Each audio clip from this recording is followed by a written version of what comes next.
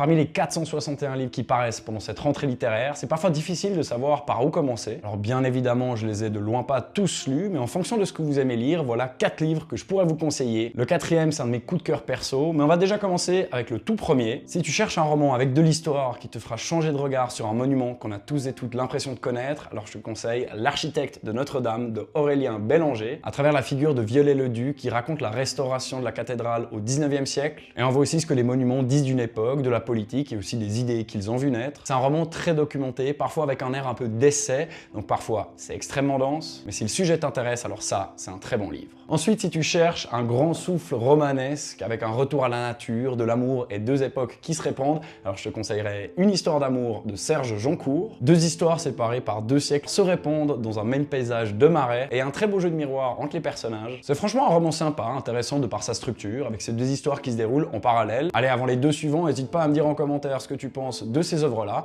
et pourquoi pas aussi à partager tes coups de cœur de cette rentrée littéraire. On continue maintenant avec un livre qui me touche personnellement puisque j'étais moi-même enseignant, c'est La solitude des professeurs est infinie de Yannick Enel. Là, on suit un jeune professeur qui découvre son métier. Il commence son stage et c'est sa première rentrée. Et très vite, le livre dépasse le cadre de l'éducation nationale pour parler de ce que veut dire transmettre, mais aussi cette idée de vocation qu'on associe très souvent à ce métier. Bref, l'histoire est vraiment sympa, ça se lit extrêmement bien et pour celles et ceux d'entre vous qui ne sont pas enseignants, ça permet aussi de voir, pourquoi pas, l'envers du décor. Et enfin, on passe à ma dernière recommandation qui est un peu étrange parce que pendant toute la lecture, je me disais oui, c'est une œuvre sympathique, mais pas forcément un coup de cœur. Sauf qu'une fois terminé, je me rendais compte que j'avais de la peine à me lancer dans une autre lecture. Certaines scènes de ce livre me revenaient sans cesse et en fait, tout ce que je lisais d'autre me paraissait un peu fade. J'avais franchement de la peine à passer à autre chose. Alors pour te faire une brève présentation du livre, c'est la nouveauté de Elisa Soie du Sapin. L'autrice part au Moyen-Orient pour comprendre ce que concrètement les frontières font aux femmes et aux hommes qui vivent là-bas. C'est un vrai livre à infusion lente qui pour moi tire toute sa force une fois qu'on l'a terminé. Donc franchement, je passerai pas à côté de Sauf la frontière de Elisa Soie du Sapin.